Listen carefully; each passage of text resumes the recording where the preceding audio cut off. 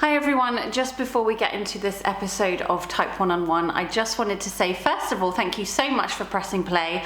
I really hope you enjoy this episode. If you do, don't forget to hit subscribe and you'll be notified when new episodes come about. You can find us across podcast land on Spotify, iTunes, all those good places as well. Secondly, anything you hear on this podcast should not be taken as medical advice.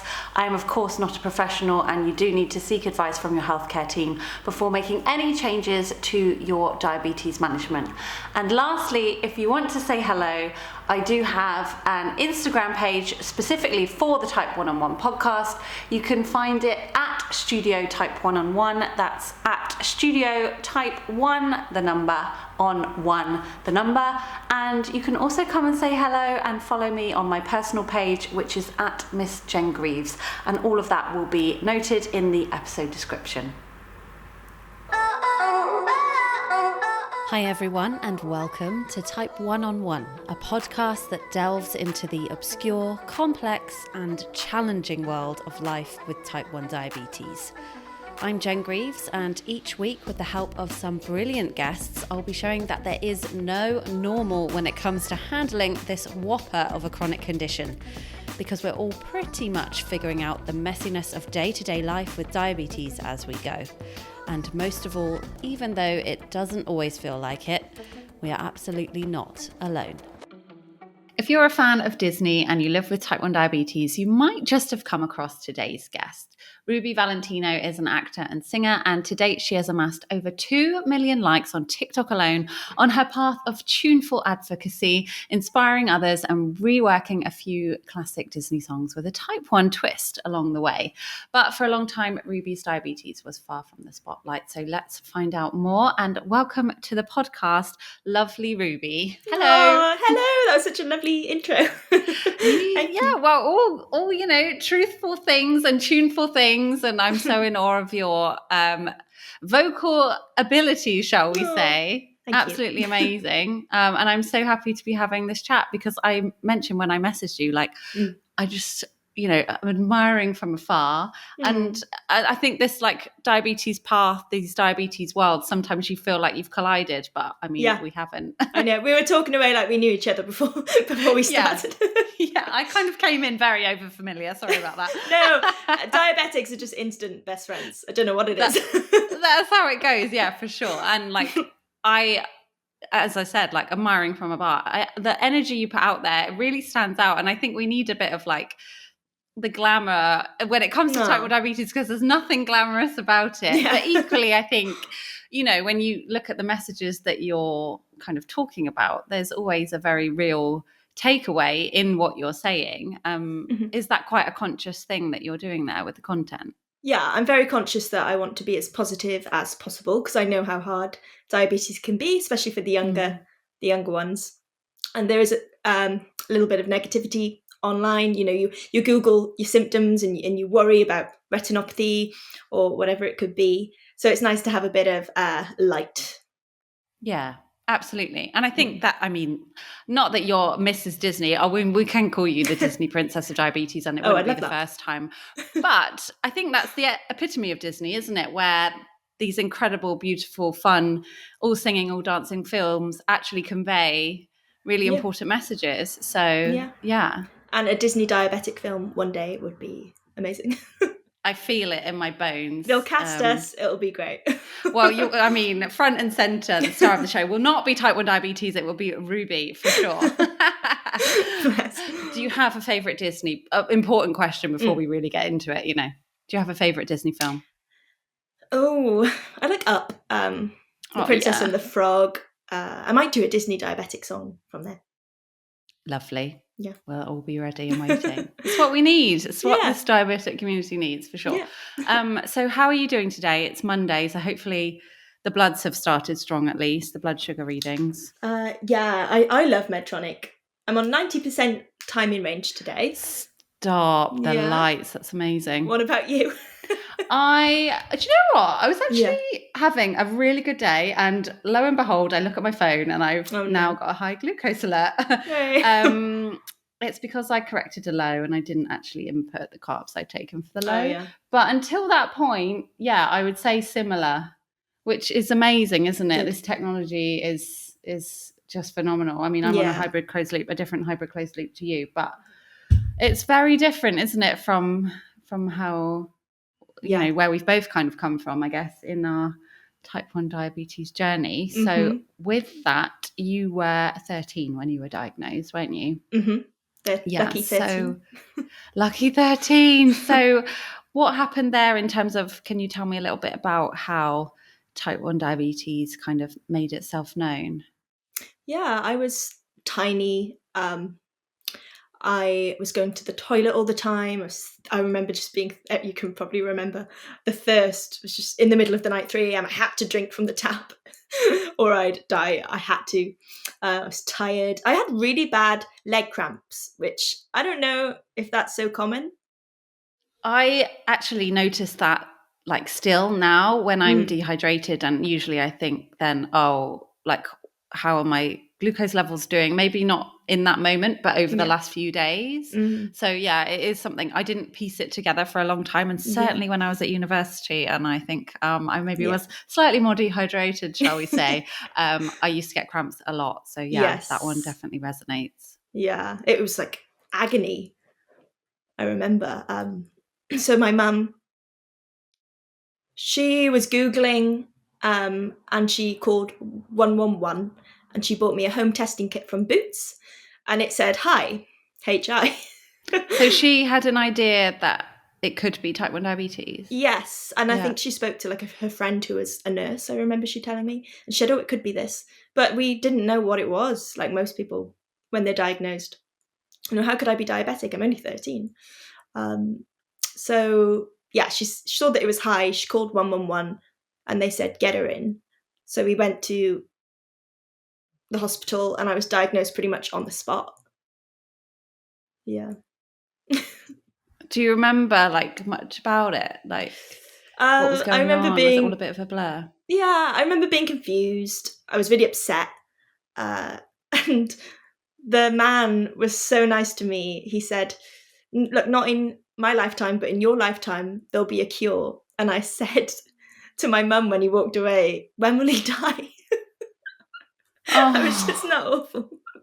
But the team was so great. I was diagnosed in Newport in South Wales. It was the Gwent.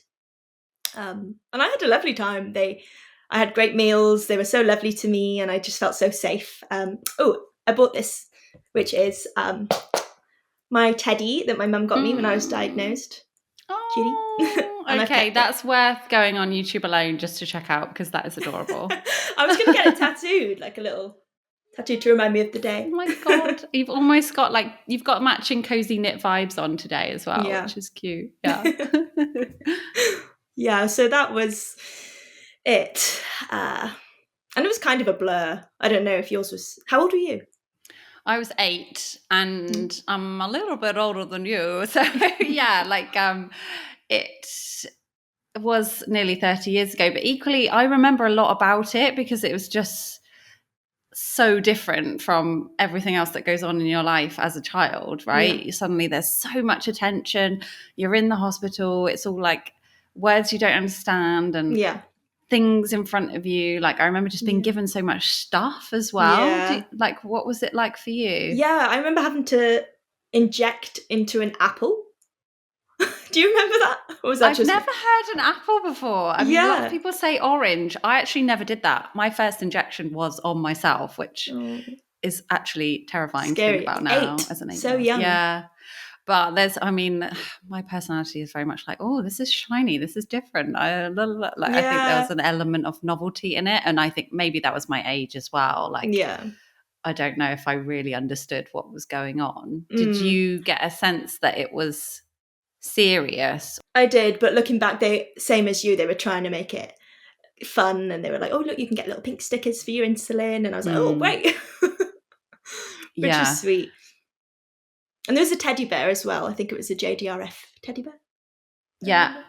I missed all this. I don't know what was going on in my hospital, but I didn't get the orange. I didn't get the teddy bear. Where were you I want a diagnosed? refund on this condition, please, guys. What hospital? I was in Basingstoke in Hampshire. But no, I had great care. I remember I had a doctor called Dr. Walters, and he had the fluffiest eyebrows, and they were kind of wiry and all over his face. And I just remember being like really quite taken. Yeah, he was just so sweet. I remember his very gentle, kind face. So, you know, those are nice kind of moments, I think, in amongst all the confusion. Yeah. What was it like for you kind of, I mean, 13 is a very pivotal age. So do you remember kind of going into school and speaking to your teachers about it, or like how that was introduced, like with your mum and things like that? I had a great best friend at the time who was really helpful, and she'd come into classrooms with little corners with me to inject. But I remember as time went on, I would hide in the toilet and inject and try and keep it a secret from everyone else. And if a boy was mean to me, I got bullied. Yeah. If a boy was mean to me, they'd jab straight for the have a Red Bull, you know. Oh my Not gosh. nice. Yeah. Oh, I'm sorry. Yeah. That's really tough. Did you feel like you had anyone to speak to in terms of either how to get to grips with the condition, or just about what was going on and how you were feeling in general? My mum was great. I wish ChatGPT was around then. That would have been helpful. Do you use it now? Oh, I use it all the time. It's great. In relation to your type 1 diabetes? Yeah, sometimes I'm like, oh, I had this. I counted the carbs right. This didn't work. What happened? And it's like, well, maybe try going into activity mode, blah, blah, blah. It's great. Wow. Yeah, I might do a video on it.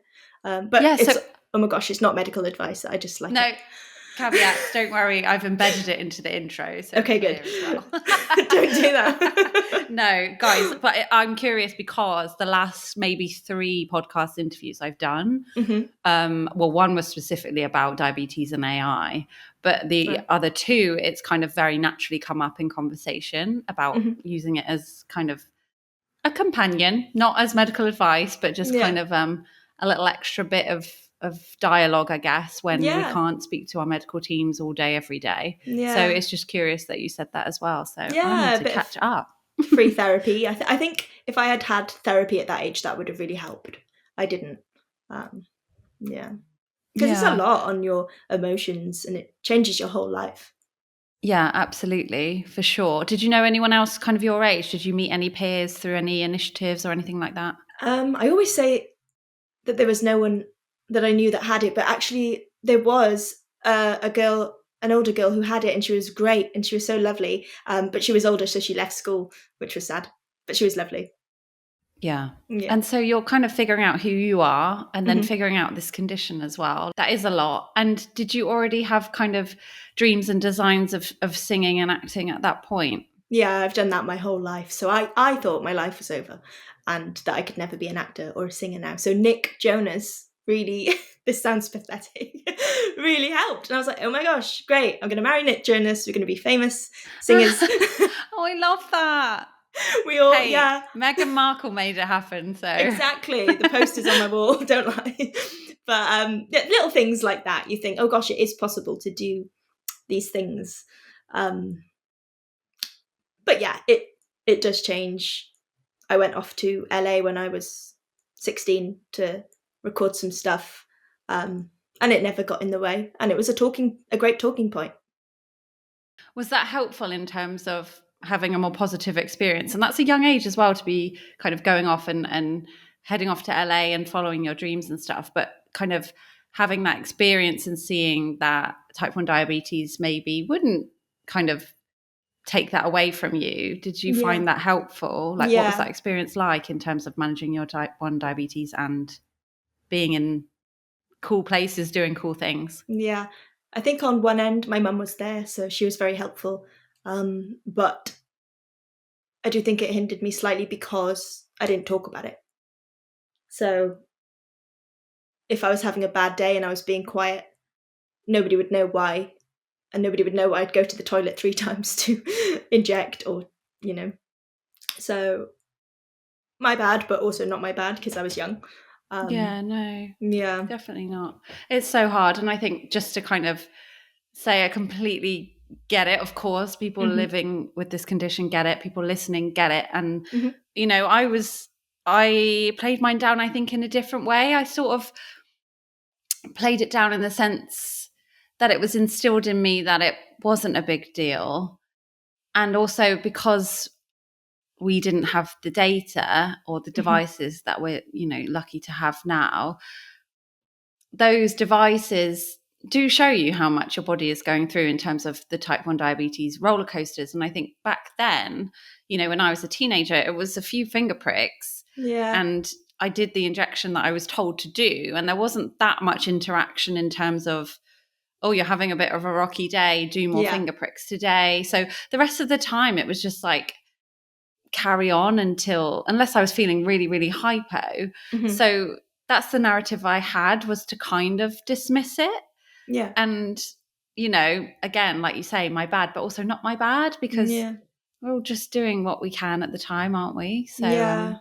I think it's very easy to be hard on yourself, but this isn't an easy thing to understand, especially if you don't have the information and you're only kind of doing what you think is right at the time, and that's all you can do, and isn't you it? you did your best, and it doesn't even matter if you don't do your best. You know, I have friends that didn't inject and had what's that diabetic eating disorder called? Is it Diabulimia? I think so. Yeah, you know, I have some friends that had that, and they regret it, but it doesn't matter what's happened in the past, as long as you you know, keep moving forward. You know, you can always make your health better. Absolutely. And you now say that you're a proud diabetic. So I'd love to know what you mean by that, because it's lovely to hear. Oh, yes, I've had so many hate comments. People hate seeing a diabetic person say the word "I'm a proud diabetic" when they don't have diabetes or know nothing about it. I'm a proud you know, I've had a little bit of a hard life, and diabetes hasn't helped. So I'm proud that I'm still here. I'm proud that I am now confident to share this with work, with people I meet, and I'm proud of other diabetics. I'm proud to be part of the community and all these amazing athletes and prime ministers and singers and actors and advocates. I'm proud to be a part of that team, because only we know how difficult it can be. Yeah, thank you for sharing that. I really appreciate it. And I know people listening kind of are with you. We're all kind of with you, you know. You don't have to pretend that it's fine or it's easy, but it is, you know, I think we should be proud of ourselves, what we go through every day and what we confront every day and what we're forced to kind of face every day, all the different emotions and the physical aspects of how it makes you feel as well. Like, I'm proud of where I've got to in my life and the things I've done despite of my type 1 diabetes. So yeah, completely to reflect that back at you. Like, you're an amazing spokesperson and role model for it as well. And obviously speaking out about it now, you are inspiring so many others and doing it in true Disney princess style. Oh, thank you. You too. But yeah, if we'd had TikTok and Instagram back in the day, you know, maybe we'd have been more outspoken about it and more confident in our bodies. But yeah, I was just thinking as well, back in the day, I don't even know if this is bad for you, but inject through jeans and tights. Yeah, it wasn't good. Tights. It can't be good for you. No, I'd say it probably isn't medical advice. No. But luckily, this isn't a medical advice podcast. Yes, So. all the girls have done it. Exactly, yeah. So coming into the online content then, where did that kind of come into it, going from sort of those difficult experiences into speaking out about it online and making your content type 1 diabetes focused? I had a really bad scare in 2022, 2023. I was at a wedding and I got a little bit and didn't have an insulin pump, but just had a freestyle Libra. And I thought it ruined my outfit. So I took it off and I wanted to show off my arms. And I was finger checking all night, because I am quite health conscious. So I was looking after myself. And just before bed, my blood was like 6. So I had a little bit of bread and I went to bed. should be fine, right? But I woke up at like 4 a.m. and it just felt like the worst hypo I've ever had in my life. I didn't have my Libra, so I didn't have an alarm. And I just felt my eyes roll to the back of my head, and I was sleeping in a room with my mum. And I went, Mum, my pink bag. Trying to get her to get my hypo gel. And then I just my whole body just tensed up and I collapsed and started having a seizure, which I've never had. And I thought I was gonna die. So, I've had so many hypos, and I thought I was, good. And I never thought this was even a possibility. But that happened and it scared me so much. I just started to really look after myself. And I thought, I'm gonna talk about this online. And I looked on TikTok and I could see other people were doing it. And I was like, what? I've had Instagram for years and I've never seen this. And it's this whole great community of brilliant people, the diabetic duo, Molly, Ryan, like all these amazing people. And I want to be a part of that. So I just started doing videos. It's been quite hard, making content's hard. But it's been great. I've made so many new friends. Oh, my love, that is Sorry. so much to go through. No, Yeah. no. Sorry for making you bring it all back up again as well. But I mean, it's incredible to see how you've taken something really tough, really difficult, really scary. And then not only are you kind of doing it for your health, you're doing it and inspiring other people along the way. Yeah. I think that's amazing. Yeah. And I'm with you on social media is hard. I work in social media and I know it's not this side thing that people think it is. It's really a full-time job and it takes a lot of skill. So hats off to you. Thank you. I have never been able to be consistent with my own social media content. When I'm working for other companies, it's different. But it takes a lot. And kind of, you're composing songs and thinking of kind of like how I weave this story into this outfit that I'm wearing, or how does diabetes come into this? Obviously it comes into absolutely everything, but distilling that down into a TikTok is a different matter. Do you enjoy it? Do you enjoy doing it? I really did. TikTok's gone a bit weird. The algorithm is rubbish. So I've stopped for a little bit, but I really enjoy making content that I'm passionate about. So at the moment, yes. Yeah. And the hard work as an actor, the hard work you put into TikTok, you get it back. Not as an actor. Yeah. So how has it kind of shifted and shaped the way that you view your condition and the way even that you manage your condition?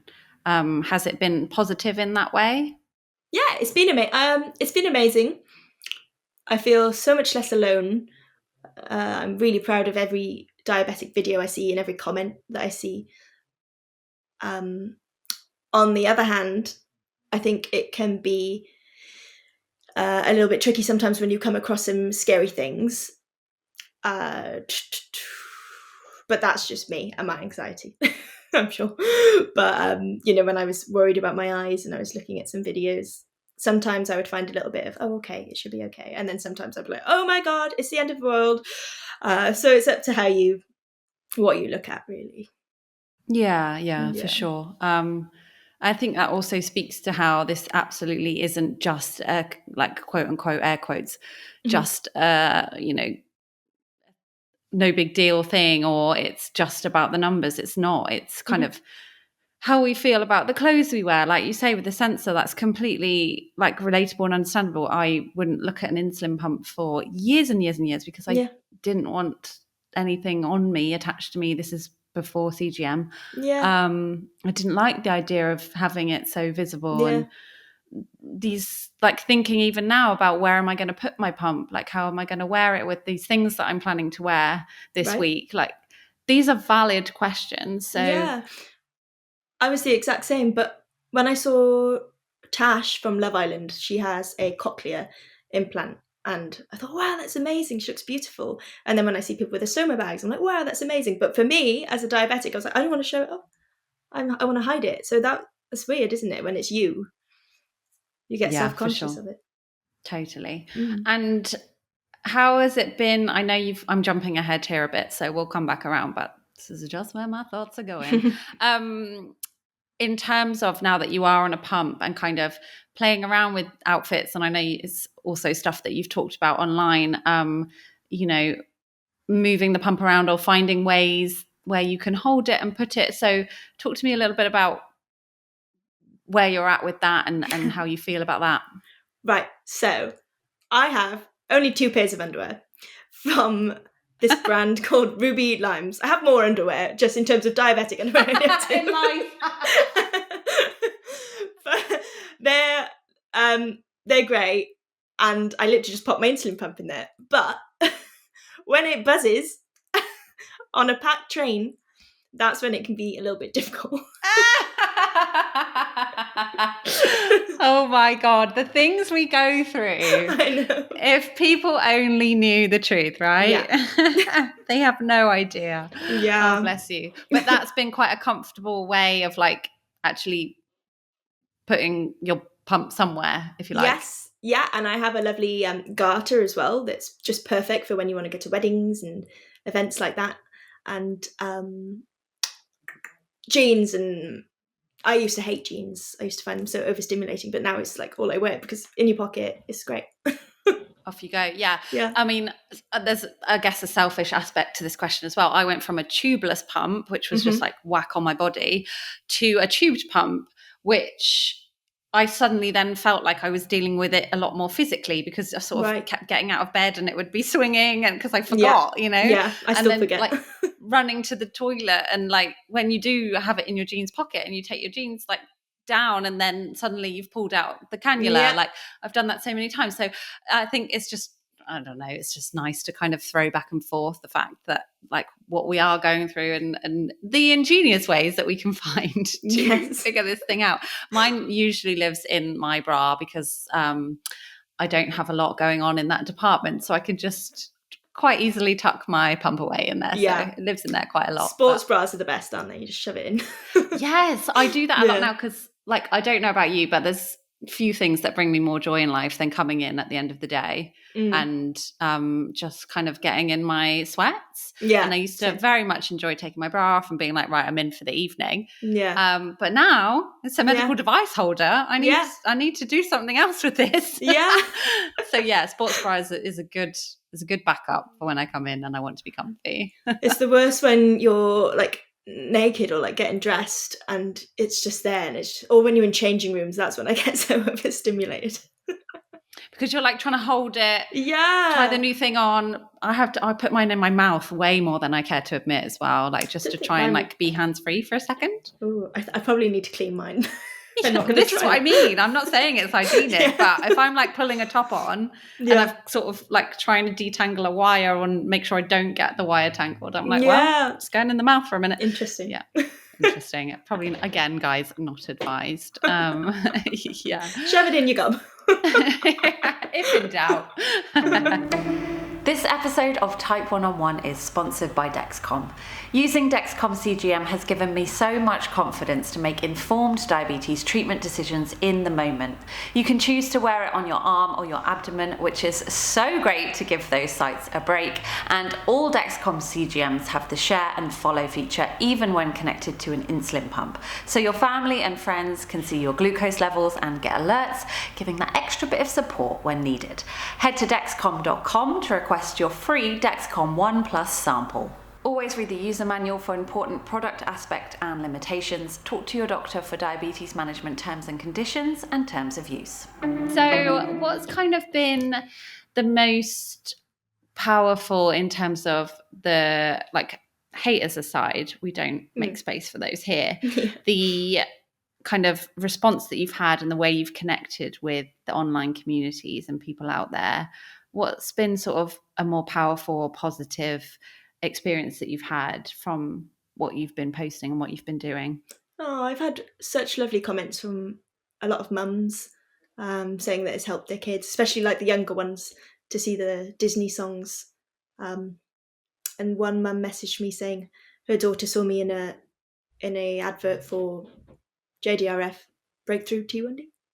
Yeah, Breakthrough T1D. Yeah. So she then took part in a photo shoot, and I was like, that's amazing. I wish when I was that age I had the confidence to do that. So that's great. I just love seeing, and younger people as well, just saying, oh wow, I feel much more confident that you have it, and it's just lovely comments, and it makes me want to keep doing it. Talk to me about acting then. So talk to me Oh about gosh. your passion for acting, where it comes from, like where you're at with it all. Hmm. Yeah.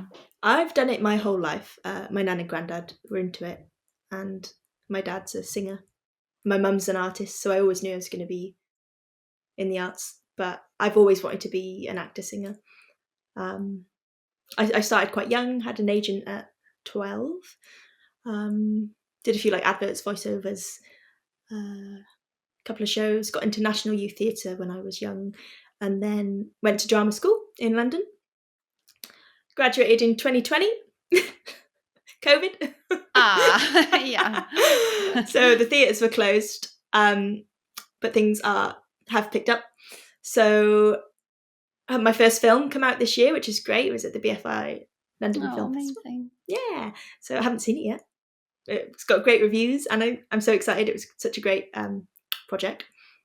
Playing Juliet next year, and that's another thing, set in not today's times. Where am I going to put my insulin pump?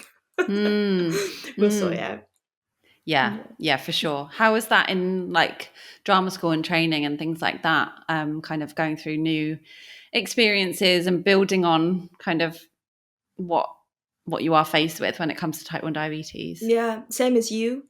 I was a bit, went out a lot and didn't look after myself as much as I should have. Yeah, I sometimes I think, how am I here? Because I was a little bit naughty. But there's actually a girl in my year with type 1 diabetes. How strange. Do you know, when I was 16, I hadn't met anyone.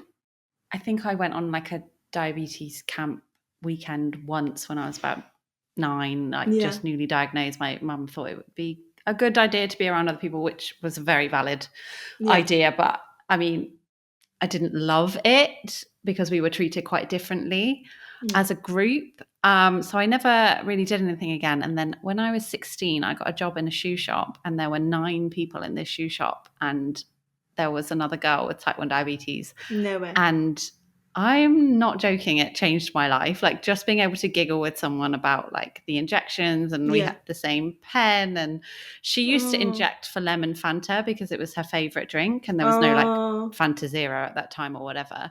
And I remember just being like so shocked that she would take insulin for a liquid. I don't do that. Next day I'd be like 4 chocolate bars in, just bolusing away or whatever. But it is amazing. You say like, the Nick Jonas thing, it's not silly at all. I think it only takes one other person to show you like what's out there, what's possible. And obviously with social media now, we do have that, but it wasn't always easy to come across those things. So did you interact with that person or speak to them at all? Yeah. And it was just kind of funny, sitting out of class both at the same time, having to eat sweets. And I guess like it was a musical theatre school, so you were dancing as well. I used to dance a lot as a kid, so that's obviously a very physical thing. Mm-hmm. So did you find that quite challenging, or was it just something you kind of adapted to? Yeah, I went to Italia Conti, and it is musical theatre heavy, but I did a straight BA acting. But it was quite movement heavy. One term we had double movement, which just killed me off. It's like 4 hours of movement. Yeah, that's plenty. Yeah. That'll bring you to hypo. Yes. If I go around the flat with a Hoover, I'm in hypo. So yeah. 4 hours of movement will definitely do it. Yeah. And I'd always overdo it as well, and then I'd end up high, which we've all done. The classics. Mm-hmm. So what made you kind of consider an insulin pump? Was there anything that brought you around to it, or was it that you weren't offered one until a certain point, or how did that come about? Oh, that's a good question. I think I was just seeing a lot of videos with people with Omnipod and Medtronic, and I'd never considered it. Like you, I didn't want anything else on me. I never considered it, and then I saw people had it, and I thought it would be easier. I don't want to inject anymore. Seeing people have other disabilities with the stoma bags and cochlear implants, like I was talking about earlier. And I thought that was amazing to represent that on TV. So why on earth was I nervous to share, my diabetes in a physical form? So I went for it, and Medtronic messaged me actually, just something about wanting me to do a video for World Diabetes Day, I remember. And then I was like, this is weird. I'm thinking about going on an insulin pump. So I did an insulin pump course, the Daphne course, and then I spoke with my nurse in detail, and I did a lot of research, and I just decided to go with Medtronic. Amazing. And how has that been for you? I mean, 90% in range says a lot. So, what did you find that switch like, going from injections to an insulin pump? It was really strange. I remember I went to Disneyland a couple of days after I got my insulin pump. Oh, wow. And I was like, I haven't injected. Oh, yeah. Oh, wait. Yeah, it's strange. I do say to people that are about to go on an insulin pump, be prepared for it to be a little bit rocky, because obviously you're having to kind of relearn diabetes all over again. And then it kind of evens it out. And even now I still have the odd rocky day. But it's just amazing. It's like just so much, so much off your shoulders. Sometimes it feels like you don't even have it. Wow, that's powerful, isn't it? Yeah, for sure. Yeah, I went on to a hybrid closed loop like 28 years in, and just didn't really know what to do with the space in my brain. It was really strange, like amazing, and just very, very odd to think about all the years that I had been just used to having to think that much. And, I still think a lot about my type 1 diabetes every hour of every day, but it's nice to shut down a few tabs, shall we say? Yes. And sleeping, like you said, a lot of people mention. Yes. Brilliant. Have you done much content around sleep? I think I've done a couple of videos, but you just can't explain it, how amazing it is to not wake up in the middle of the night. Yeah, I think that was definitely the biggest shift, because then it had such a knock-on effect, not only on my glucose levels the following day, but my personality and like what I felt equipped to handle. And I was like, how have I been doing this for this long? Like, it really shocked me. Yeah. But we just do, don't we? We just, we have to. And no more dawn phenomena. Is that how you call it? Yeah. Is that what it's called? Yeah. Weirdest name ever. Yeah. Like never sounds like a person. Yeah. I'd love to meet Dawn. Yeah. She's a riot. I've got a few things to say to Dawn. But that's great, like, because I'm not really a breakfast person, and I wouldn't eat when I was on injections, and my blood would be like 15. I'm like, what? Yes, same. Yeah. But for ages, I don't know if I realised this. Going back to the point earlier, and not to like dwell too long in the past, but I do, like, my childhood kind of remember my mum would wake me up, and then we'd do a finger prick test, and if it was low, I'd have a mini can of fizzy drink, like full fat Coca-Cola, as the, like, within 3 minutes of waking up. Do you know what I mean? Yeah. That is not the start to the day that anyone wants. Yeah. And if it was high, I don't even know if we factored in correction doses. We must have. Yeah. But then I wouldn't do another test like an hour later to see where breakfast had taken me. Do you know what I mean? Yeah. So it's kind of wild. So now on your pump, you can see what you are for the whole day. Yeah. But you didn't know that. Yeah. No, just mad. So you mentioned there that like Medtronic had reached out to you, and you were thinking about an insulin pump. When you first started posting content online and it got a response, I mean, was there a single piece of content that kind of reached like more people, or what was the response like, and did it kind of surprise you at all? When I go viral, it's always the non-diabetics finding me, because we have our bubble of, I've got about 30,000 people I know who have type 1 diabetes, the usual likers and my friends. But when it goes into the millions, that's when you get your stupid comments and your Karens saying all sorts. But that's great for the diabetes community, because then it's boosting it and getting it out there. But one of my most viral videos is when I had to leave a gym class because my sugar went low. So I had to go to the vending machine, and I had to get like some jelly tots. And then the class came out and they went, "Oh, hungry, are we?" And I was like, no. Oh no. And that was the video. So just people Right. being like, commenting. If you spell something wrong on TikTok, you'll go viral because people love to correct you. TikTok's a funny old place, isn't Yeah. it? I sort of lurk over there a little bit sometimes. I mostly get fed content about like travel and skincare, and I'm cats, and I'm refusing to search for anything in case it changes my algorithm. Yeah. Because that's an okay place to be. Do you know what I mean?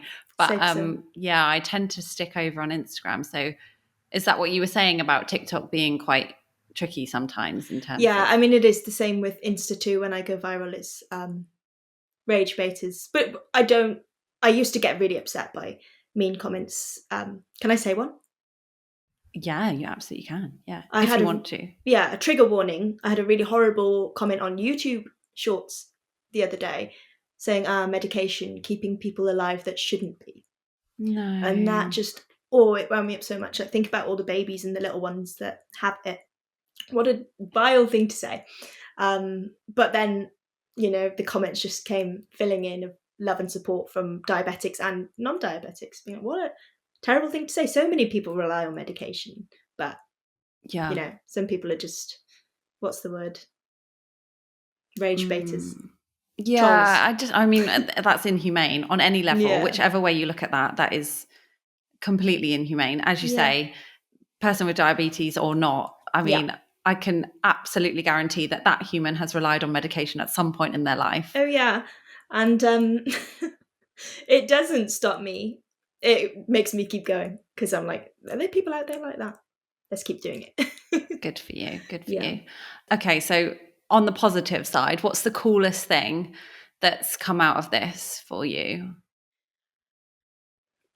I've got to travel, which has been amazing, and meet so many brilliant people. I've met some celebrities, met Nikita, the dancer from Strictly, who was lovely, on the street with my friend Temi. I was going to say, so Temi's been on this podcast and I have met her in real life. Yeah. I was going to say, I've seen that, but it was completely random that you two happened to be together. Yeah. And you bumped into him? Yes. Into Nikita? People don't believe us. They're like, you must have paid him. I'm like, no, he was just there. I was a little bit drunk. And she goes, we were interviewing people. She goes, that's Nikita. And I went, what? And I went, oh my God. I feel like lovely. The diabetes energy just drew you all together. That's the power of putting people with diabetes close together. They just draw others in. We do. It's strange. Like the law of attraction with diabetes. But very cool. I've met amazing people and so many opportunities have come. My health's gotten better. Oh gosh, I've got the best HbA1c I've had in years. Oh, that's wonderful. And it's just helped my mental health so much, and I hope I've helped others. And just to see people out there showing it off. So, that word sounds bad, but I'm, like I said, I'm proud that I'm part of this strong community. Absolutely. And you do not have to justify that on this podcast. That is for sure. No, absolutely not. And I think there is something to be said for kind of not being afraid to go there with that and keep going despite the fact that people don't understand it. And it's a lot on your shoulders as well. But being able to have those moments with people like Temi and, that no one else would ever understand, but you don't even have to explain what that means to have a conversation like we did when we jumped on straight away and started talking about, some things to do with diabetes. Like, we just knew what that meant as soon as we said the words. And it was like, that's not a conversation I get to have. Yeah. You mentioned there about your health being the best it's ever been, and that being in relation to the community and online. What's kind of something, whether it be a hack or just a piece of information that you gleaned from someone else in the community that actually now is a big part of what you do with type 1 diabetes, or something that you've not forgotten that you didn't otherwise know? Oh my gosh. So much. I used to inject after I ate for 10 years until I saw my friend Ryan talk about how he does it 20 minutes before. And I was like, what? Like, that might sound silly, but things change. The hospital told me that. Did you know that? Did you do the same? I had the same experience as you. Yeah. It wasn't until I started my blog, because Uh-huh. she's vintage. I'm aging like fine wine. No. So I started a blog in like 2009, Mhm. and there were about 5 of us on Twitter at the time, Mhm. and it was one of those people that mentioned pre-bolus, but that was maybe like 2012, and I've been living with type 1 diabetes since 1996. So that's how many years it took for me to hear the word pre-bolus. Yeah. So yeah, very similar story. Yeah. I don't, if things, if technology and research changes, I think we should have been told that. Yeah. But yeah. It's I been used very to, key. I used to be lazy sometimes, and if I ate and then watched telly, I'd sometimes wait. I wouldn't inject straight away. I'd wait sometimes up to an hour, which sounds awful, but Real life. I'm a Yeah, for human. sure. We're all humans. We're not That's it. perfect. Yeah. Totally. Do you think there's such thing as kind of perfection in diabetes or a perfect diabetes day? No. I mean, when you're 100% in range for the day, I think you deserve a very well done.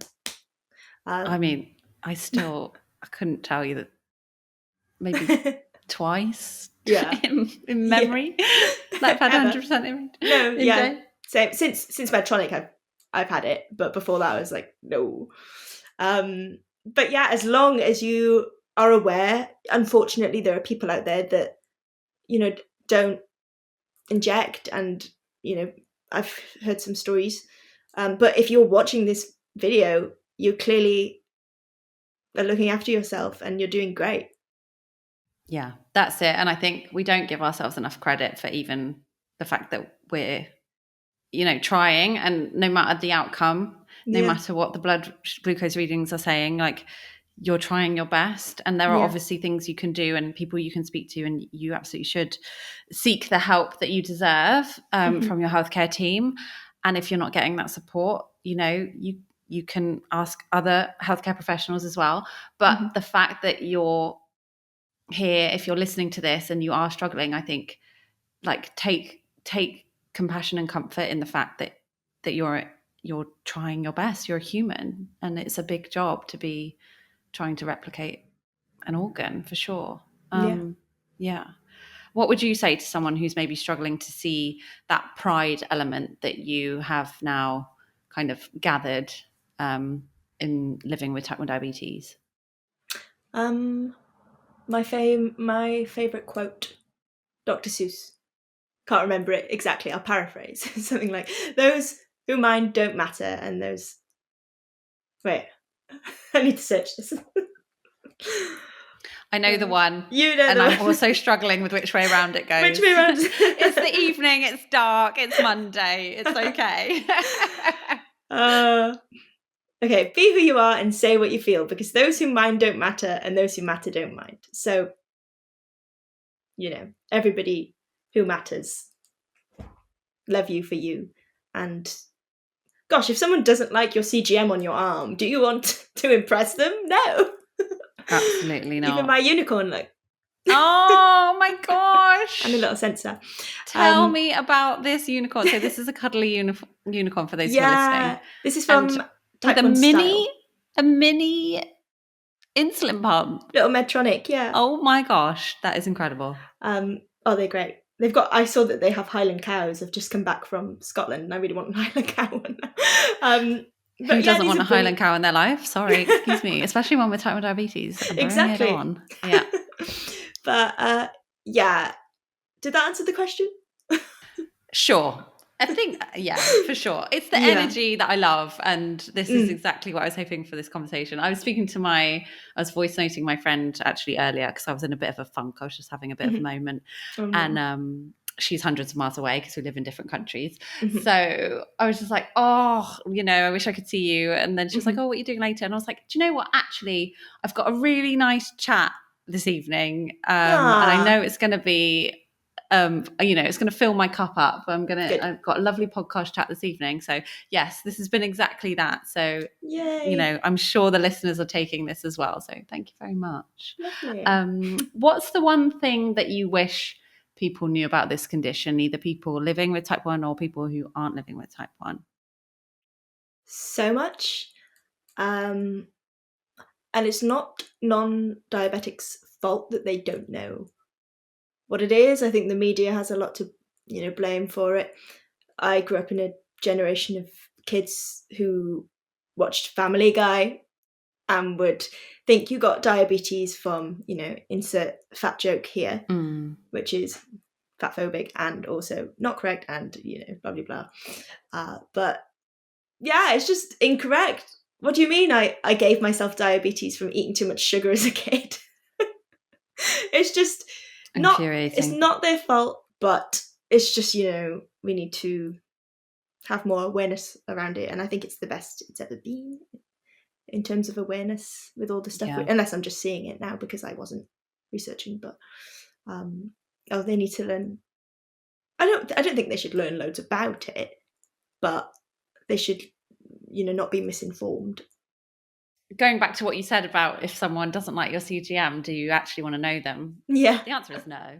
Yeah. And this is like calling on a piece of your content that I've seen. So to put positives on this for anyone who is struggling to see, what are some of the positives and the reasons to date someone with type 1 diabetes? Oh gosh, priority boarding on flights. Yes. That video went viral because people were like, that's not fair that you get priority boarding. I was like, I don't get a special seat. I just get to sit on it 5 minutes before you do. Also, excuse me, deal with this for one day and then tell me I don't deserve priority boarding. Yeah. And it's just so you can just pop your bag above your head if you're hypo, sort it out, not stand around if you're high, or because I usually am quite bad in airports, especially when you're traveling from. I think it's so difficult because airport snacks, not easy. No. And then airplane food, not easy. No. Cabin pressure.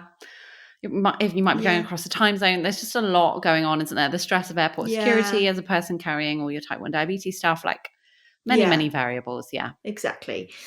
So priority boarding, skip the queues at Disneyland, Alton Towers. Always have snacks on you.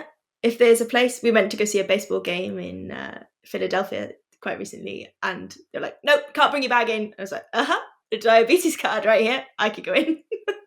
100%. It's brilliant. And obviously you've got makeup in there and my phone and everything else. But you've got to fill the bag up. If you can bring the bag in, come on. We're not wasting this opportunity. They're not going to know that my Clinique Black Honey isn't insulin. My perfume. I dare you to challenge me on this one, guys. You've got no leg to stand on. Yeah, amazing. I particularly enjoyed that reel. I have got some dating tales, shall we say, and so you have to tell us one. Should I tell you one? Oh my gosh, so many. I think I get everything from like, so I was telling someone about my podcast. They're like, what do you do? And they were just very like, well, how is there anything to talk about? And I was just like, oh my gosh, that is why my podcast is not for you. Yeah, and but that's also a positive because you can wean out the dickheads. Can I swear? Do you know what?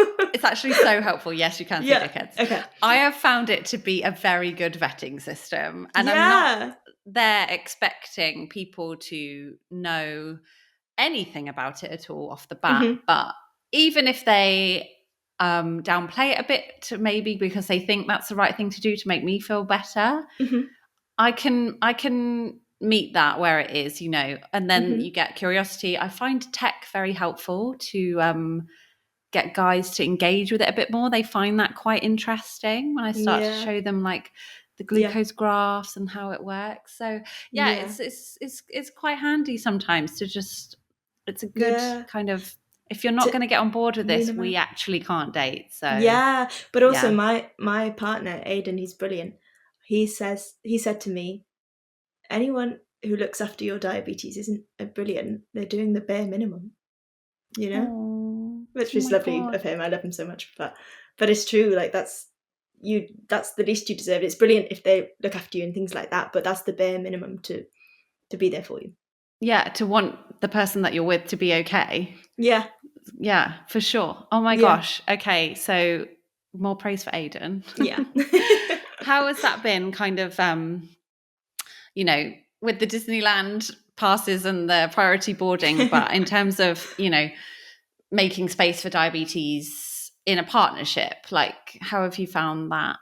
Yeah, he's had to learn a lot, and you know, I'm still learning, so he's been great. But like me, he didn't know anything about it. And he's a little warrior like me. So he's like, "Do you need more sweets?" And he's great if I'm tired but I need to stay up because my blood's a little bit dodgy. He'll stay up for me and let me sleep, which is really sweet. Oh my gosh, I know.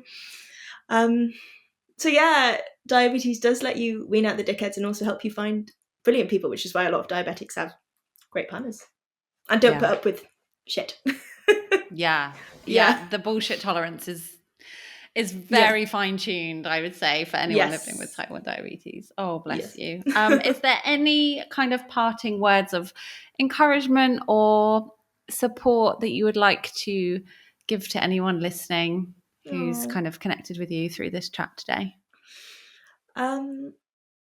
Just keep going. Like, as we said earlier, if you're watching this, you're doing amazing. So many people don't look after themselves, and unfortunately, you know, complications can come. But if you're doing this, you're on the right track. You're doing amazing. You're brilliant. We're all here for you. We've got this brilliant community online and in person. There are great events like meetups, and you know, Temi does her diabetic brunches. Yes. And other events as well, Facebook. And I love every diabetic. I'm a bit biased. If someone's on a competitive show and they have diabetes, it's them to win, you know. Oh, 100%. Absolutely. They could be horrible, but no, I like you. We'll just blame the hypo. It's definitely a hypo. He was having a hypo. Oh, Ruby, thank you so much. This has been a lovely chat. I know type 1 diabetes likes to try and steal the spotlight, but absolutely no chance with you around. Yeah, you are a shining light. So thank you very much. Oh, you too. Thank you. It's been great fun. I hope you enjoyed this episode of Type 1-on-1. Please remember that nothing you hear on this podcast should be taken as medical advice. I'm definitely not a healthcare professional. If you like what you hear, hit subscribe and do leave a little review on iTunes if you have time. It really helps to spread the word about type 1 diabetes. And thank you so much for listening.